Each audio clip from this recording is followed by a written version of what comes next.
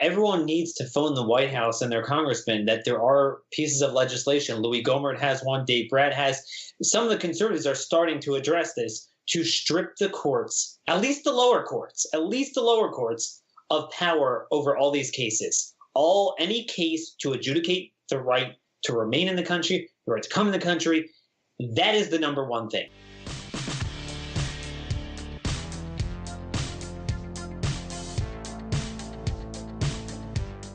Hi, everybody. Stefan Molyneux here with Daniel Horowitz. He is the senior editor at Conservative Review and the author of Stolen Sovereignty, How to Stop Unelected Judges from Transforming America. The website is conservativereview.com and twitter.com/RM Conservative. Daniel, thanks for taking the time today. Great to be with you. Hopefully I could put you in a better mood and you could put me in a better mood. Let's find out, shall we? Now, let's start with the big picture, which is the relationship between Congress and the government and the courts and the Constitution as envisioned at the start of things in the origin story of the modern pseudo-republic. How was it supposed to work and where is it drifting to now, or where has it drifted to now? Well, obviously, in any democratic republic, all of the power has to reside either directly or indirectly from the people. The people have to decide political issues. I mean, you don't take a political issue to court. You take it to a legislature. When you have an individual dispute, a civil claim or a criminal case under the law, well, you take it to a court and you adjudicate that. What we have going on in our society now is we adjudicate political cases. So I could say, look, I have a right to your property. I have a right to force you to service my gay wedding. I have the right as a Somali or Yemeni foreign national to come to America and get welfare and then have a kid and vote in our elections or have that child vote in American elections. Everything is justicable. That was actually a line delivered by one of Israel's former Supreme Court justices. Everything is justicable. So we've gone from Alexander Hamilton's vision of the courts having neither force nor will over the political direction of the country to the point where everything is justicable. And I mean everything. Well, and that moves. One of the chilling things about that is not only does it turn judges into activists, but it also feels like it moves the power to influence legality in America away from the common people and towards those well-versed in the arcana of legislative process, which generally tends to be a little bit less Joe the plumber and more Raoul the adjudicator. And so it feels like it's just moving all of the political process up to an elite, which was kind of the opposite of the intention. It's kind of interesting. A lot of my friends are in a good mood these days. They're saying, Daniel, don't you see how many judges Trump is appointing? And what I try to explain to them, among many other factors, that a lot of the people that he's replacing are good people because it's only the good ones retiring. For the most part, I mean, some do die, but they regard Trump as Hitler, literally. I mean, in the legal profession, if you're an 85-year-old liberal judge, you are not retiring unless you come out of that building in a coffin. So we're not really swinging any of the major circuits. But there's something more fundamental, and it gets to your point. They control the entirety of the legal profession. They control the at-bats at the courts, the precedent in terms of what gets standing and what doesn't get standing. They've already created enough nuclear jurisprudence from the last 50 years to destroy this country 7 times over, even if you didn't advance it any further. And that's why, Stefana, as we speak today, right now, the Justice Department is forced to defend in the Ninth Circuit, oral arguments are taking place right now, whether Trump is allowed to follow immigration law, whether he is allowed to discontinue Obama's amnesty, which was likely the most illegal act ever committed by a president in modern era, because it was something that wasn't just against statute. It was creating positive benefits for foreign nationals that, pursuant to law, can't be here. I mean, try to conjure up any analogy of something as radical. Let's say a president said, all right, I'm unilaterally going to implement a 10% tax cut for American workers, or allow Americans to take some of their Social Security payroll tax funds and divert it into private accounts. Everyone would go nuts. But that wouldn't be nearly as radical, because at least it's for people that are Americans and have a right to be here. Here you're creating work permits and Social Security cards, speaking of Social Security, for people that cannot be here according to law. And yet now the left has the ability to take anything they want to any lower court that they shop around, and they could tie up the most absurd cases for a year or two. I mean, it's already been 15 months, and Trump cannot fully protect America's sovereignty and follow longstanding statute that 120 years of uninterrupted case law says is fully within his power. Because even when the Supreme Court's on our side, they allow the lower courts to do their thing. They won't take up the appeal. And this is where we're at. This is why I believe, as you all know, this is the biggest threat to Republican governance in America. But I think you're seeing this growing trend all over the globe. In Canada, you're seeing it in Europe, where the left cheats. They cannot win at the ballot box, or even when they try very hard and they fail, they win anyway because they implement their agenda in the courts. So now the American courts are saying that everything Obama implemented, whether it's transgenderism in the military, whether it's numerous environmental regulations that violate the law, whether it's his amnesty, whether it's funding for teen pregnancy programs, whether it's the contraception mandate, everything is now the law of the land. And Trump has to submit before the court a sufficient reason to countermand those policies. I mean, this is a kill shot on our country. Well, it's so wild if you just look at the travel ban.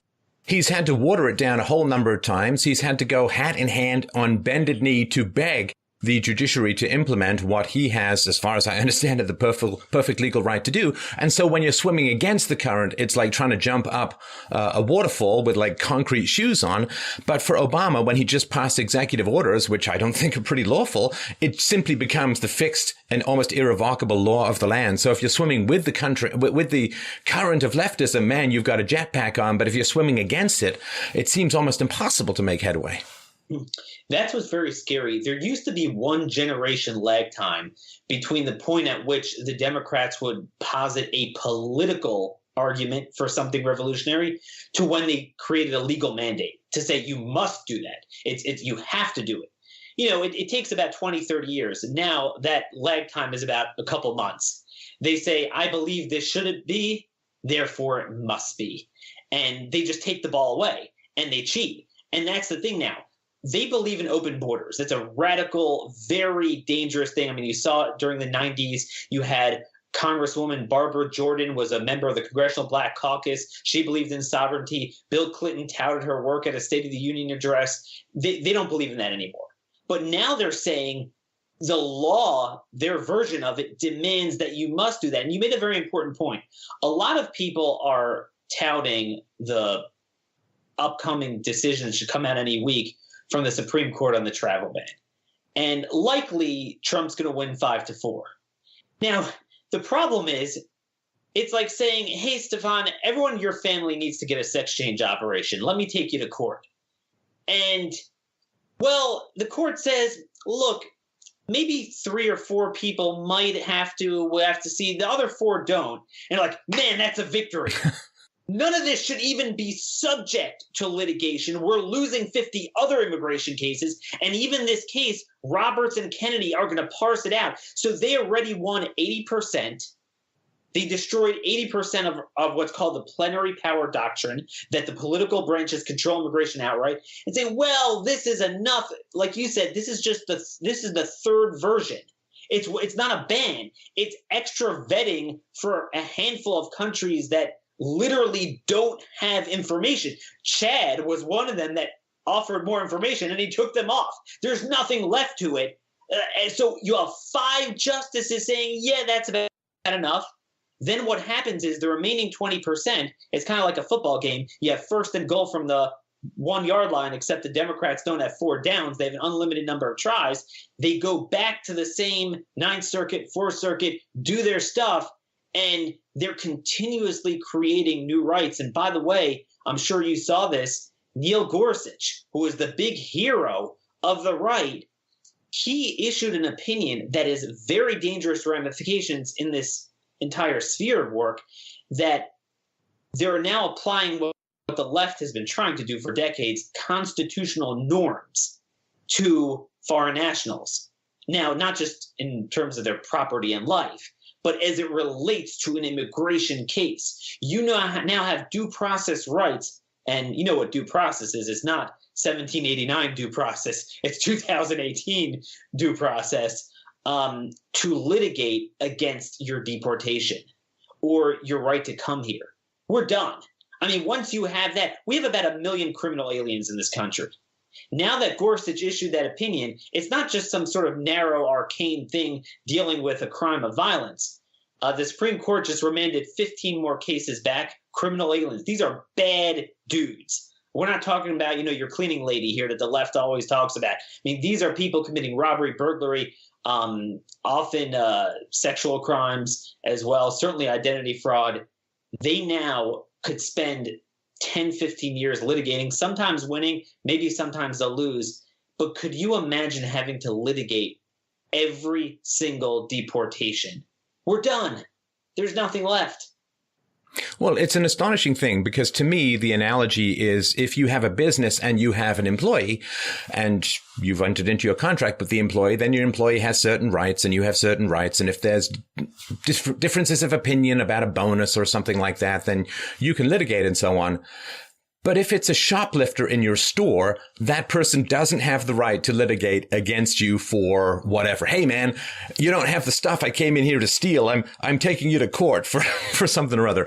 They're there illegally in your store. They're doing illegal things, so they're shoplifting. So you just get them out of your store. But the idea that there's all of this big, messy, complex litigation when you've got someone shoplifting in your store, it really destroys the entire concept of private property. And here it destroys the concept of citizenship because you're applying basically constitutional norms to people who aren't even citizens and are there illegally. And that is horrendous on every conceivable level.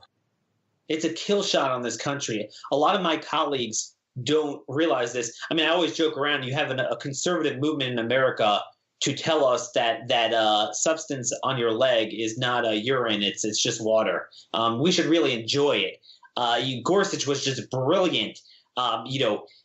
We have all these regulations and these vague laws. Okay, we're not dealing with the pond or drainage ditch in your farm and the government regulating it.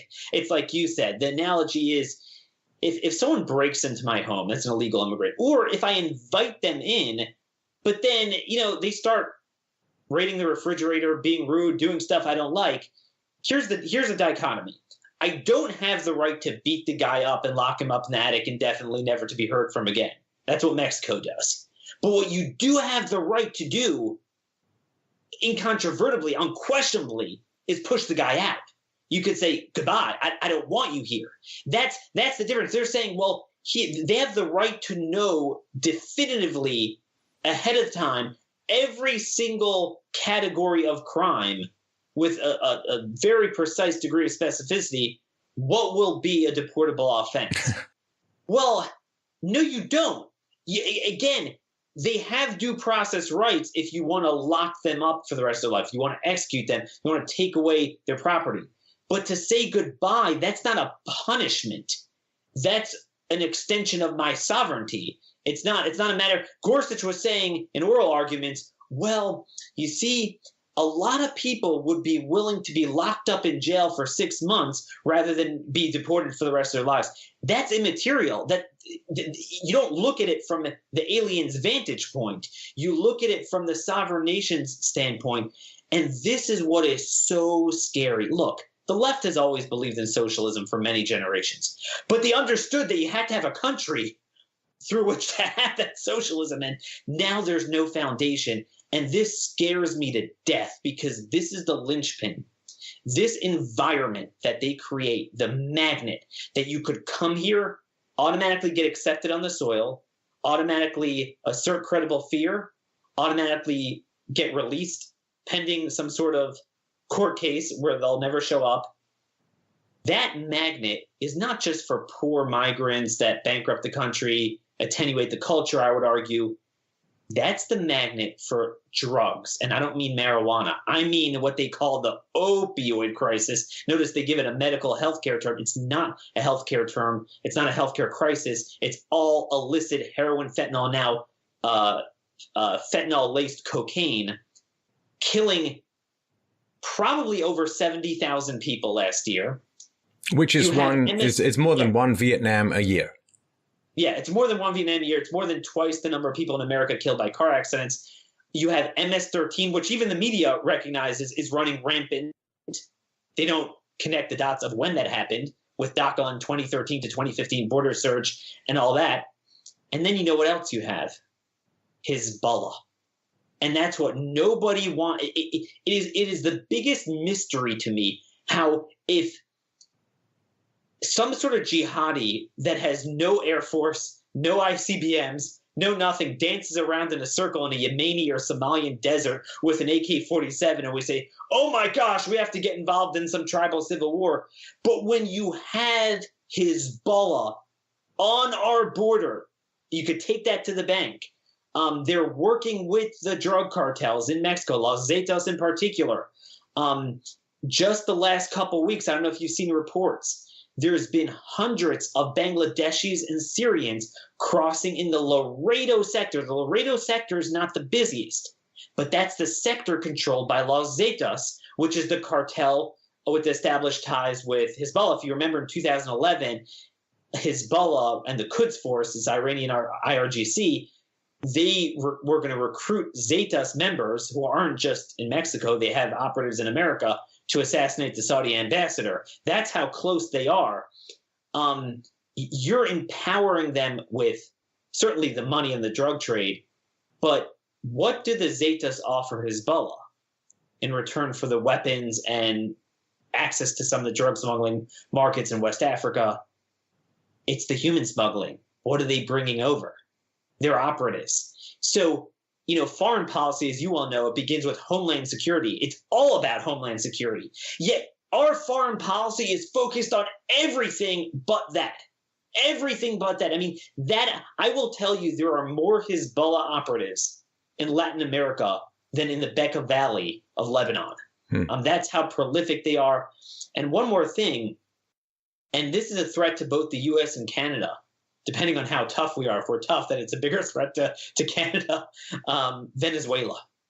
Venezuela, a lot of people think, oh, it's a Latin American country. Venezuela is this close to becoming an Islamic State. The vice president, Tariq al-Ayyasami, is a Syrian Druze individual. The president, Maduro, is Hispanic, but he's a Chavez guy. They are so close with Iran, not just on a statecraft level, but demographically. There are 350,000 individuals of Syrian and Lebanese descent. A lot of people don't realize this, the diaspora that they have in Latin America. The 350,000 that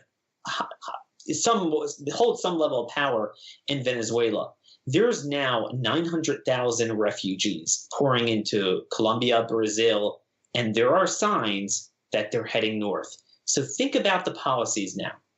Trump was regarded as this evil right-winger, and it worked. Border crossings trickled to almost nothing last April, the lowest level since 1979. Now they're surging back to 2015 levels. If you have this incentive to come, you're going to have that Venezuela come over. And it is literally the North American Syria in every sense of the word. The demographics are similar. You're going to have this rush at the border. I don't understand this, especially with Iran in the news. Why we're not focusing on where Iran, if I'm Iran, this is my play. This is where they get us. Because keep in mind, the Islamists study our politics very closely, and they're aware that immigration is untouchable. Anything that's wrapped up in the immigration agenda is untouchable. And again, this is not just conjecture. These Middle Easterners are called SIAs, special interest aliens. They are coming over. No one cares. And now, even if we wanted to do something about it, the courts will say, hey, screw you. There's nothing you can do. They have a right to hearing and bond hearings as well. Release them, never to be heard from again. Well, I mean, the astounding thing as well, Daniel, is this caravan that was moving through Mexico, that Mexico let move through the country, which is an astonishing feat of non-sovereignty, or really a weaponization of migration against the United States, and in particular against the United States economy, if not culture, as you point out. But letting this caravan through, and everybody knows it's coming. They can track it. They know exactly where it is. It gets to the border, and what happens? I'm shocked. Even I'm shocked. We wanted to use the caravan to raise awareness of the broader problem. None of us ever thought they'd come in. We knew it was just a political stunt. Of course, they're not going to let them in. But just to inform people that you understand, it's not just a few hundred people. Every month now, there's 50,000 interdicted that they catch, likely another 50 to 100,000 they don't catch per month, of all sorts of people, from just innocuously impoverished to Hezbollah operatives, other terrorists, MS-13 drug smugglers, you name it. Amazingly, after Trump says he's not going to let them in, they let them in, and then now they're continuing catch and release, at least for a certain amount of them. Let's be very clear. This is an invasion. You don't have to let anyone in. Even under the most liberal reading of the laws, you could, even if you're forced to process them, which you're not, you could process them in the Mexico City embassy. You don't have to let them in on your shores. Here's what's so dangerous about that a lot of people don't recognize. Let's say Trump gets his wall. It doesn't matter now. If you're going to continue your policy of opening up the doors at the points of entry, they'll just come to the points of entry. I mean, that's the lesson of the caravan, that they could, this is not just you're caught sneaking in or something, where you figure, all right, I'll have a wall and block that.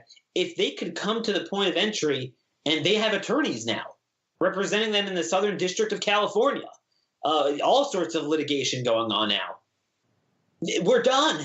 There's nothing, and it's something that has just been mystifying about the Trump administration, that it's almost like there's 5 different administrations. The Department of Justice will say one thing, DHS will do another thing. I don't get it. Well, it has been, I think, frustrating for a lot of people in America when criminality and drugs, and in particular, immigration was the big issue, like it was in England or in the UK for Brexit. How little progress is being made. And the initial shock of the numbers going down, I mean, I knew that was simply, well, they're going to do something, so let's hold off and wait and see. And then once they find out that nothing has been done, then all the people who've been waiting, that you get an increase, you get a surge across the border. A lot of people are really frustrated at the lack of progress, but without seeing what the judges are doing and what the legal system is doing, I think it's hard to comprehend. I genuinely think that Trump wants to do what he promised to do in the run-up to the election in 2016, but he's being blocked. And what are you supposed to do? You can't go full Pinochet, so what are you supposed to do with these kinds of activist judges? So the trajectory has definitely been better than this time last year. I mean, I think the personnel has been better. It's very slow. It's taking a long time. The problem is, I mean, he often doesn't pay attention to details. I could tell he clearly is frustrated with the caravan, but I feel there's not enough people in his ear telling him to make the right plays and making the right play calls. One of the things that frustrates me, and I know this is a little different issue, but it ties in very closely. Drugs, MS-13, sanctuary cities, Hezbollah at the border. There's another sphere to this on a domestic level. They call it criminal justice reform. I don't know if you've been following this, but to me, it's one of the most shocking trends. When I was growing up, every single Republican was tough on crime, and even half the Democrats were. You couldn't be caught dead being weak on it. Now, I'm the last man standing. I am the last man I know of working with members of Congress. Do you understand what this legislation does? It's what we used to call the Willie Horton, if you remember the George H.W. Bush ad against Michael Dukakis, letting out dangerous people, the Willie Horton agenda. The Republicans and all the conservative libertarian money, the Coke, I call it our opioid crisis, the Coke addiction with a K, the Coke money, funding all these phony think tanks, pushing this jailbreak agenda. They wrap it up in terms of like an over-criminalization, but you and I know none of the bills are addressing like the BS Martha Stewart type of over-criminalization crimes. It's not about that. It's about the punk heroin dealers who are tied in with the cartels, and they do all sorts of other violent things. You know, on the day after Parkland, the Senate Judiciary Committee marked up a bill that retroactively releases thousands of gun felons. You know, take the guns out of the law-abiding citizens, let the guns out of these people. And you know where this is headed. The same way immigration and amnesty is headed. There's a parallel agenda in all the states to have felons vote. That's where it is. So immediately you let them out, boom, you have the votes. It's their voting bloc. I also believe it's eventually their army. This is your Antifa. This is where, but we had they literally have conservatives paying for the rope to hang themselves with. I mean, it's brilliant because they don't have to take the backlash. I live in suburban Baltimore, Maryland, not exactly a conservative bastion. I could tell you, I don't know a single person living in the suburbs that if you ask them, is our criminal justice system too lenient or too tough? I can't think of a single person, Democrat or Republican, who will say, yeah, it's too tough. I mean, it's horrible here where I live.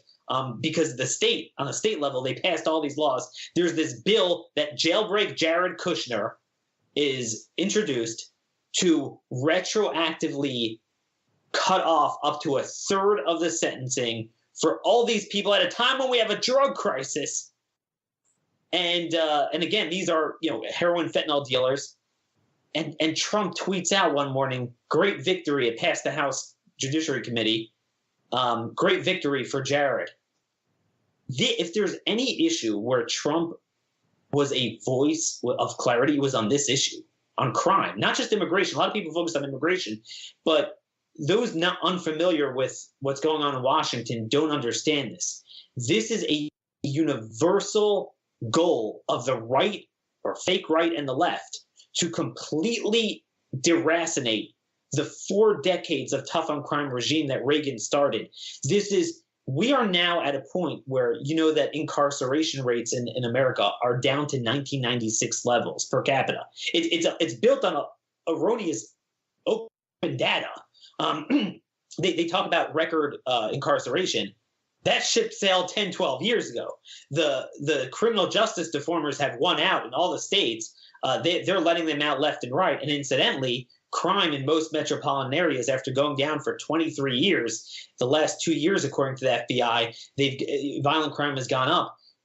This is nuts, but it's all related. This safety and security agenda, and the courts, by the way, are very involved in this too. They're invalidating statutes on that. They're letting people go. And by the way, I hear some of my colleagues say, supposed conservatives, well, that's why we have judges. We need to give them more discretion. Enough of these mandatory sentencing. Now, I'm not old enough to remember the 60s and 70s. I wasn't around then. But I'm smart enough to know that was the impetus for the Reagan agenda because the judges were letting them go. Let me tell you something. The judges today make those judges look like Clarence Thomas and Justice Scalia. I mean, everywhere I turn, I have our own side scoring points for the other team. I just don't get it. Even after Trump, even when, and it gets to Trump himself. Part of the problem with Trump is he has really good instincts. He does. He doesn't know the details, not enough good people around him, and the broader party and movement is terrible. Meaning Trump genuinely wants to do what conservatives want. But conservatives are the problem. So if they tell him this is what they want, like, all right, well, this is what you want. They don't even ask for it. They're too busy. And then part of the problem is we got the whole Stormy Daniels, Mueller, Russia thing going on. And I'm not saying there's nothing important there. The left trying to obviously do a decapitation strike on Trump with that. But all of our forces are so involved in that. No one's even focused on this stuff. Well, I mean, how can you have good people who are concentrated and energetic when they're constantly being dragged in front of Mueller's witch hunt and mounting legal bills and stress? And I mean, then how do you get new people to come into the whole point is to create this fiery moat to keep good people out of the administration. It is absolutely horrendous. And of course, the thing with the Mueller as well is what it does to America's reputation overseas when they see what is essentially, to me, a judicial civil war against a duly elected president. Everybody recognizes that America is at odds with itself, is at sixes and sevens, and it's being torn in two. No, I mean, that's the problem. And it ties into the whole philosophy we're talking about. The powers that the branches of government respectively hold are completely denuded from them. And then the powers that they don't hold are given to them. Or new branches of government are created. We have this fourth branch of government, special counsels, all things like that. This all just speaks to the point how the left has thought they thought of everything. They've done this for decades. So we think we win an election and suddenly, we start dancing in the end zone as if we have the ball. No, you don't have the ball. You got to make the plays now. Or maybe you recovered possession of the ball, but you got to make the plays.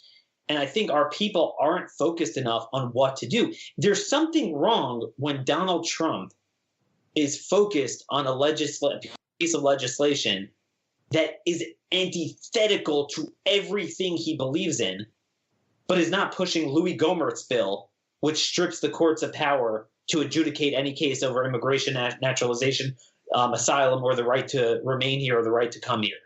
That he should be yelling about that every day.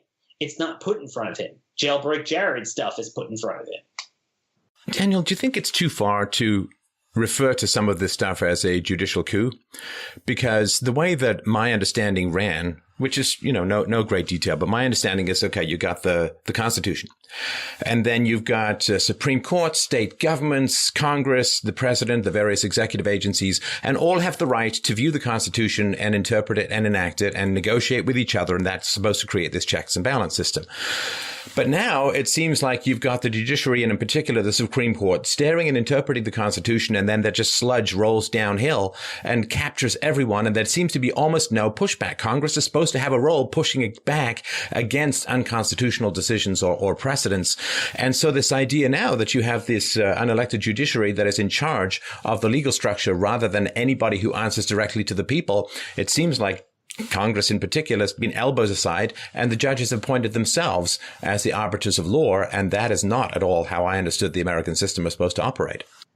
But it makes sense. Think about it. If you take Nancy Pelosi and you tell her, I'm going to put a robe on you, instead of you being in the House of Representatives, I'm going to put you on a bench, and you could do whatever you want. Whatever you want is the law of the land. You could grant standing to anyone as a plaintiff, even though it's not a valid case or controversy. And then whatever opinion you render, you could put a nationwide injunction, meaning apply it nationwide, and you don't stand for re-election for the rest of your life. So, I mean, at some point, I would say it's not so much a judicial crisis, it's a legislative crisis, and it's a conservative movement crisis. In other words, most of the legal eagles, they reside in what's called the Federalist Society on the right. They believe in judicial supremacy. They're just like, well, let's get better guys on the court. But once you agree to the premise that, anything a court does is the law of the land, being not related to an individual case where, look, governments or some sort of law is taking away my property, imprisoning me, so I have the right to petition a court. But if you say, I don't like the photo ID laws in elections, we need 30 days of early voting. That's not, I'm saying, aside from the bastardization of the Constitution in order to arrive to that conclusion on the merits of the case, the notion that you could grant standing and adjudicate such a case, like you said, is completely divorced from what the preamble of the creation of Article 3 of our Constitution was. The judicial power resides in the Supreme Court. That is to adjudicate individual case or controversy, not a public policy. But we've moved on from that. So put yourself in their shoes. A lot of people think these are some real studious, cerebral type of people. They're no different from the crowd that's in the Democrat Party in the legislature. They're cut from the same cloth. That's what I'm telling you. So if you tell them we'll put you on a bench and anything you ever dreamt of doing in the legislature for 30 years and you were unable to do it, you can now do it the flick of a wrist. Keep in mind, the left controls the law schools. They control the legal defense groups. They have the ability to put every single thing we do in court. They have tens of thousands of pro bono people through the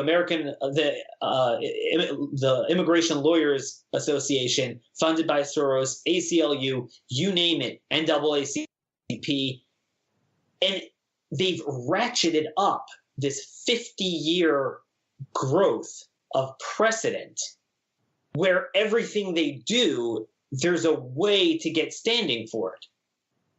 So, you get good people in, it doesn't matter.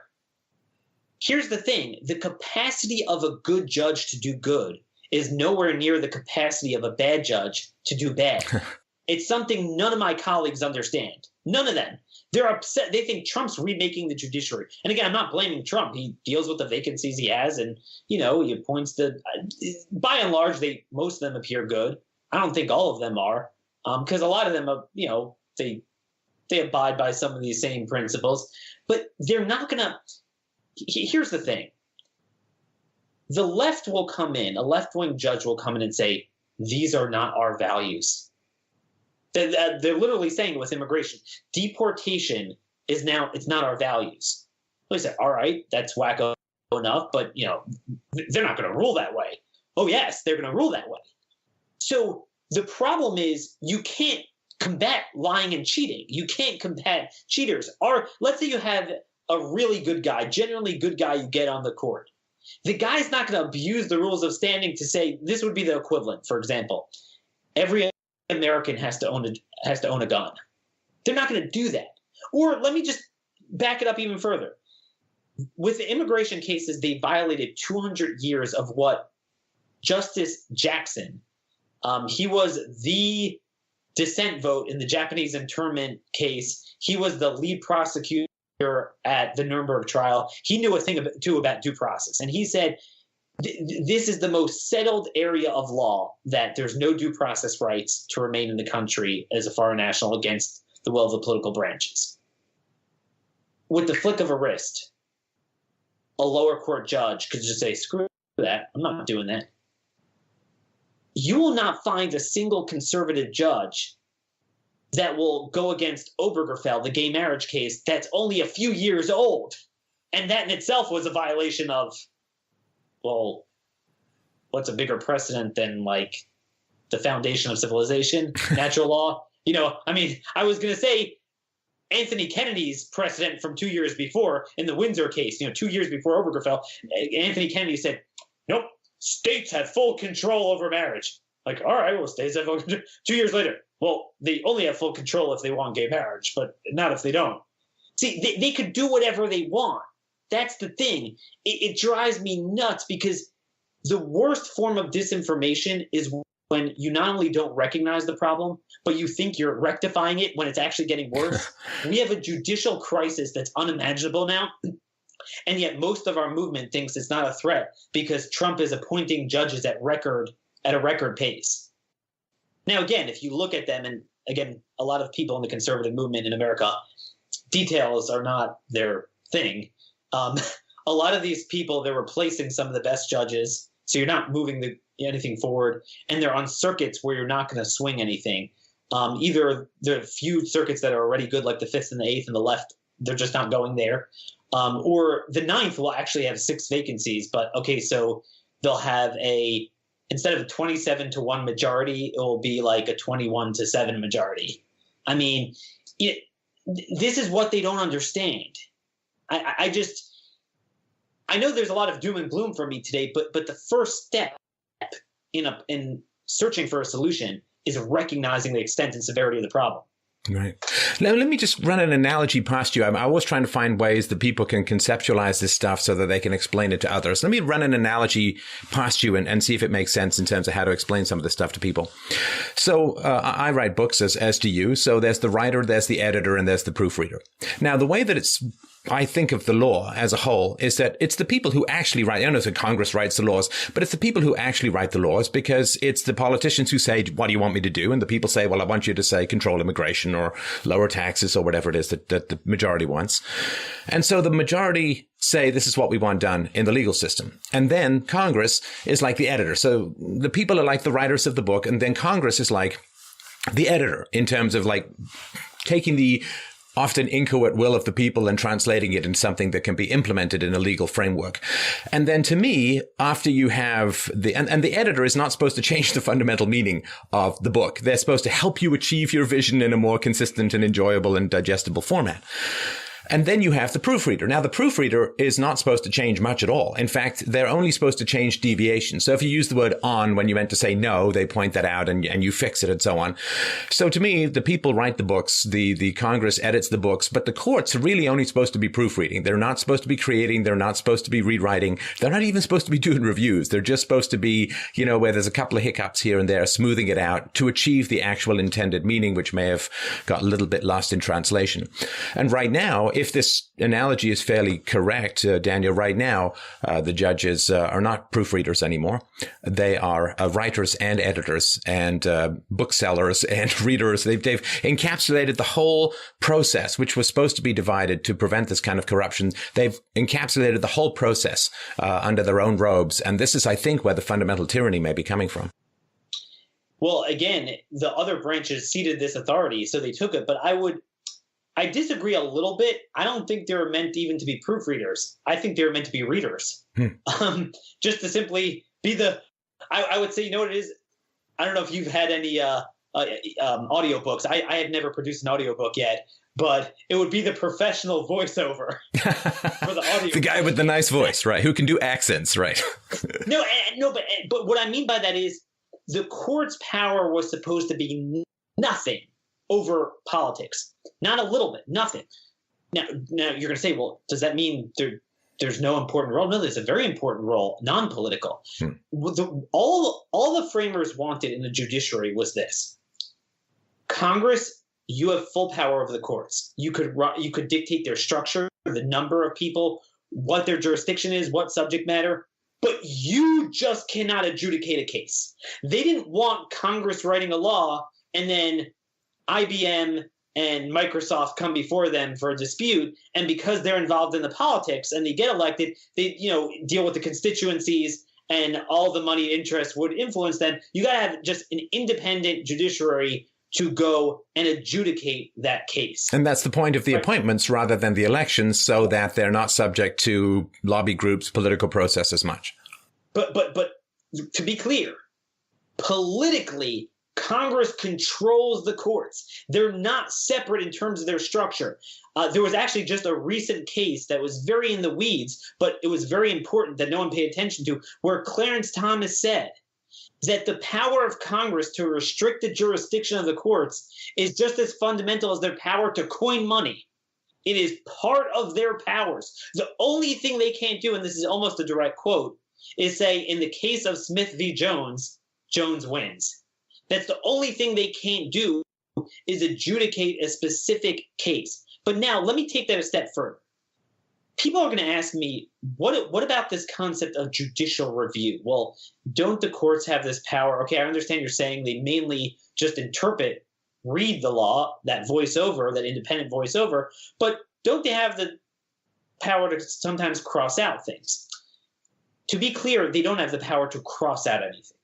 Right? There's no. It's kind of a lazy parlance when we say the court struck down. A court can't strike down anything. What a court does is this. Here's where judicial review comes from, and here's why it's a refutation, not a proof, to judicial supremacy.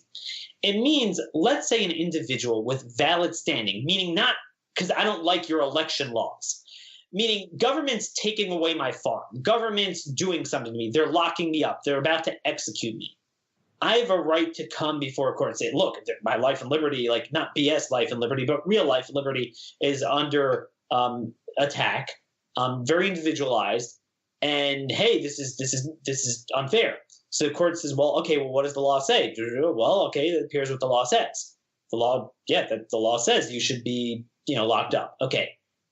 Then what the founders envision is the question is, well, what if that law is not constitutional?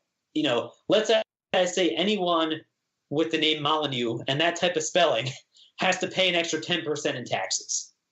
So that's a bill of attainder. That's fundamentally repugnant to the Constitution, as Justice John Marshall said in Marbury versus Madison. So if I'm a Supreme Court justice or a lower court justice, I swore an oath to uphold the Constitution. The Constitution is the ultimate law of the land. So I have to offer that person relief. You don't strike down the law, but you grant that person relief. Freeze frame right there. Is that the law of the land now for the entire nation? Well, it depends.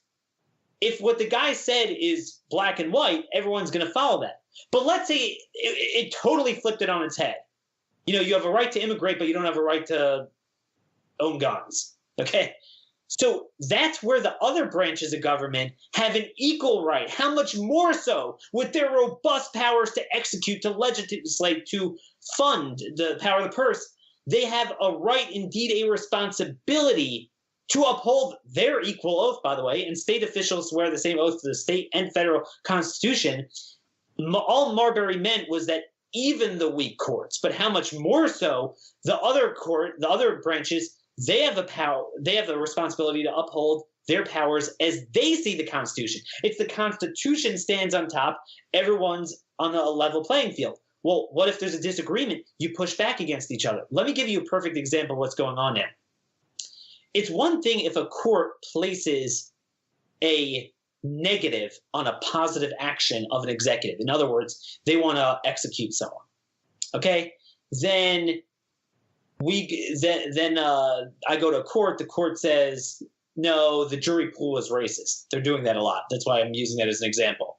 The Supreme Court is invalidating a lot of capital punishments now based on BS grounds. But to say that the executive branch, whether it's on a federal or state level, depending on the crime, should actively go and take an action and kill the guy, which is the most irrevocable act, I'm not going to say they do that. That's your Andrew Jackson not listening to a court.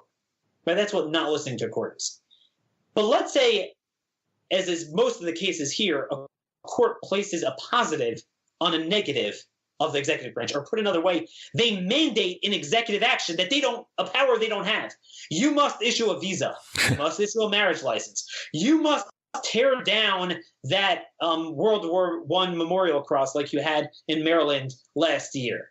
You must hire county clerks to come in 3 Sundays before an election and have early voting. Hey, no, you get your fat rear end off the bench and you go do it. Oh, well, oops, you don't have the power. It's the executive power. So this is where, people are saying, do you think Trump shouldn't listen to the courts on DACA? I'm saying that's not called not listening. Trump is not allowed to actively give guidance to executive officials to violate the law and the Constitution. Right? That's if someone gets standing and say, we have DACA permits. Well, the court doesn't issue DACA permits. And that's what I'm saying. That's where it needs to start, from the most egregious cases of positive revolutionary actions that a court has no power to do. It's the other two branches accept this garbage. So the courts say, hey, we'll take it. But that's the important difference between judicial review, saying, all right, for my purposes in my case or controversy, I'm going to look at the Constitution, and judicial supremacy, that they have the exclusive and final say in that opinion, and it's rendered nationwide. And I'd be remiss if I didn't remember to say this. This was the fundamental debate between Lincoln and Douglas during the Civil War.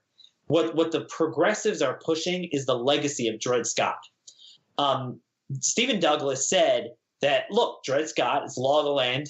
due process. It was called substantive due process, that it's your due process rights to property being taken away by not having slavery in the new territories.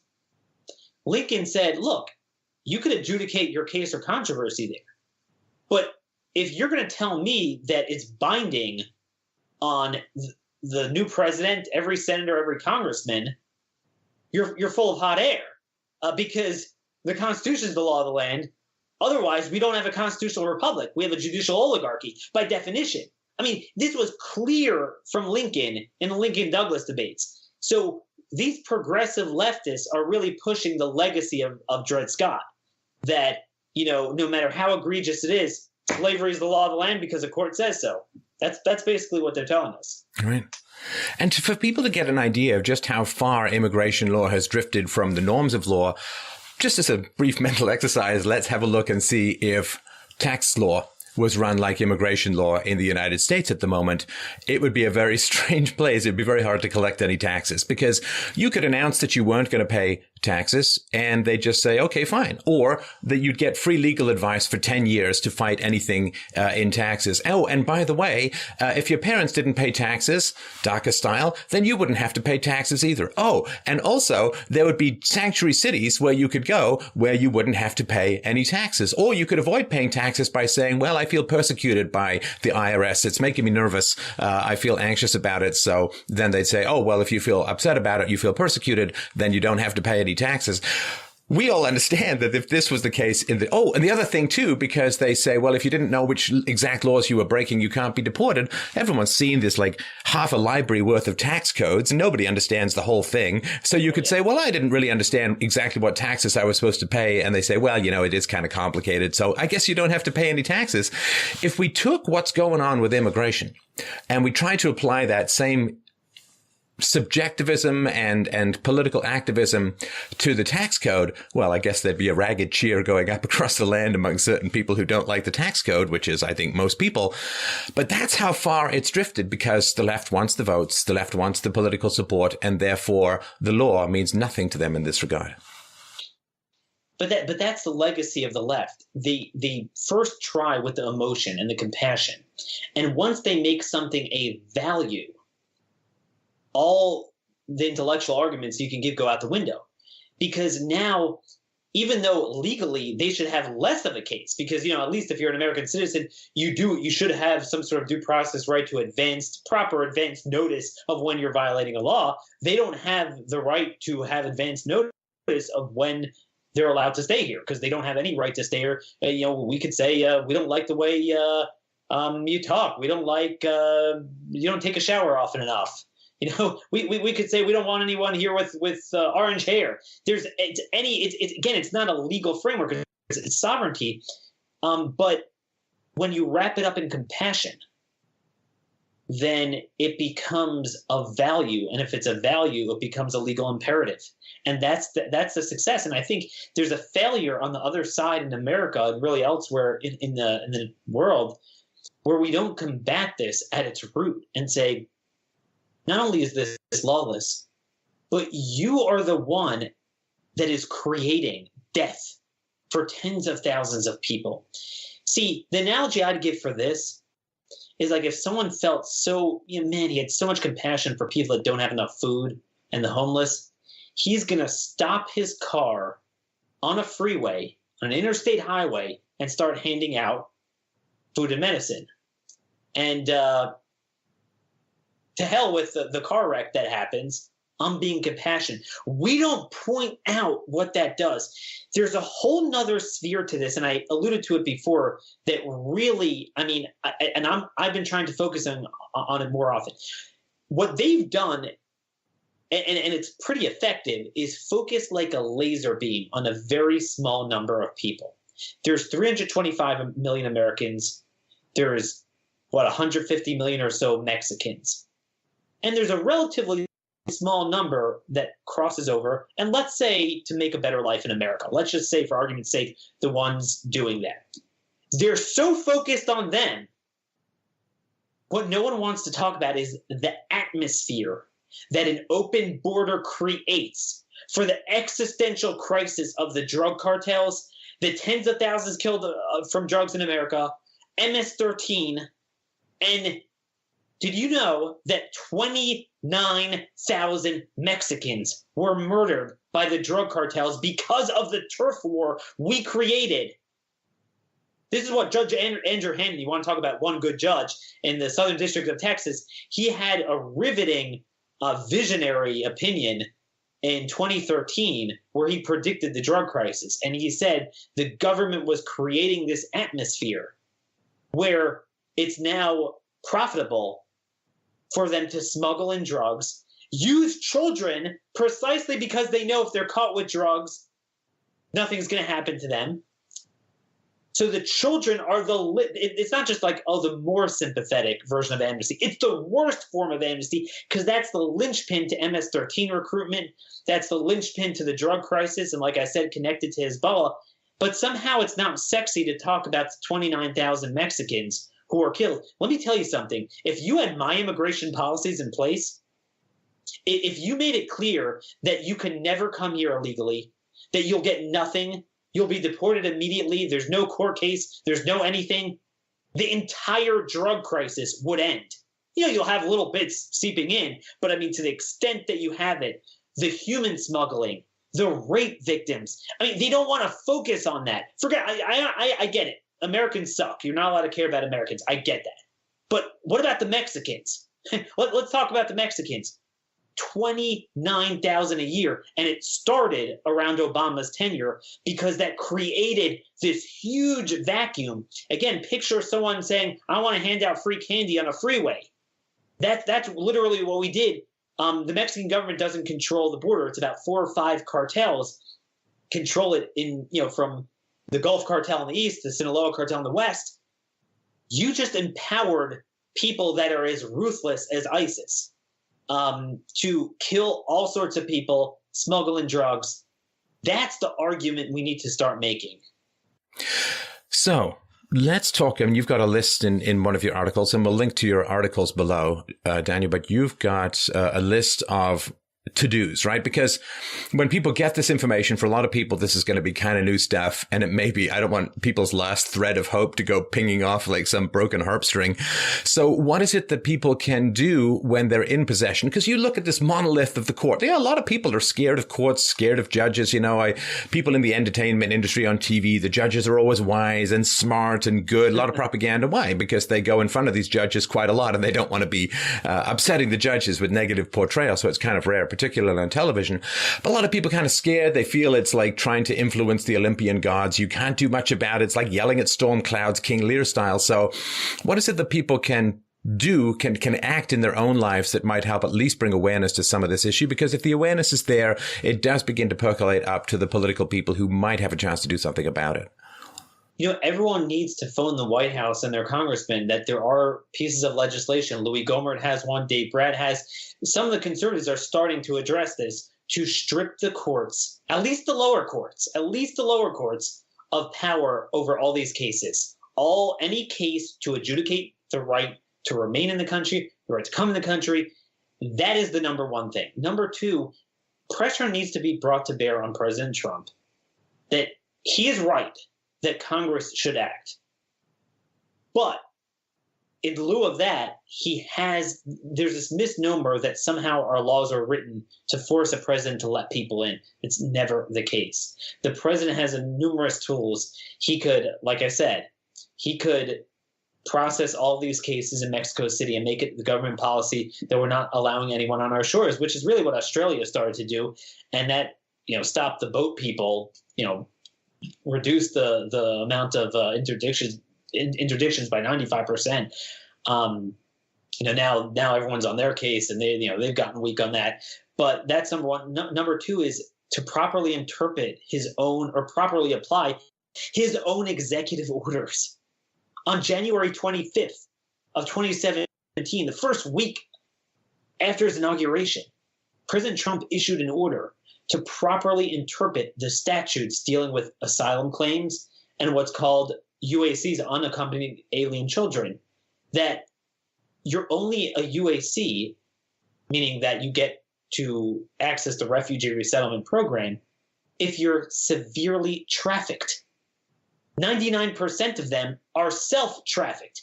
Oh, and it's also, if you don't have any relatives in America, 95% of them are reunited with relatives in America. So, they are self-trafficked. They are trafficking drugs. They are the perpetrators of the crime for which the law was created to protect against. As far as the asylum claims, you have to be a persecuted ethnic minority, religious minority, or persecuted because of your affiliation with some sort of group or public opinion. It is pretty evident that these people coming over from Honduras are not being persecuted because they support free market healthcare or the Second Amendment. I mean, there's no, and again, it ties into the courts because obviously they'll take everything through the courts. That is the single most important thing to do from now until November: judicial reform. That is, Congress has the power. Clarence Thomas just issued a ruling on this. They have the power over even the Supreme Court, much less the lower courts, just as much as they have the power to regulate commerce and coin money. It's that simple. And now there is legislation. Louis Gohmert has a bill to do just that. But the problem is it won't see the light of day with the corrupt Republican leadership in Congress.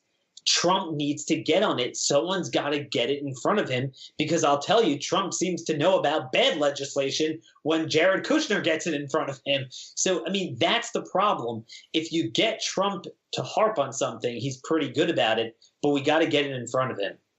All right. Well, we'll link to your articles below. I really want to thank you and not thank you for bringing this issue to my attention, because it is one of these things that a little tough to look at and feel empowered. But there is always things that we can do, particularly with the internet, conversations like this. You can share this conversation. You can pick up the book Stolen Sovereignty: How to Stop Unelected Judges from Transforming America. We will link to that below. The website, again, conservativereview.com, and Daniel's great Twitter feed, twitter.com/r Conservative. Thank you so much for your time today and the passion you bring to bear to this issue. It is essential, and I really, really appreciate your time. Thank you. Looking forward to coming back.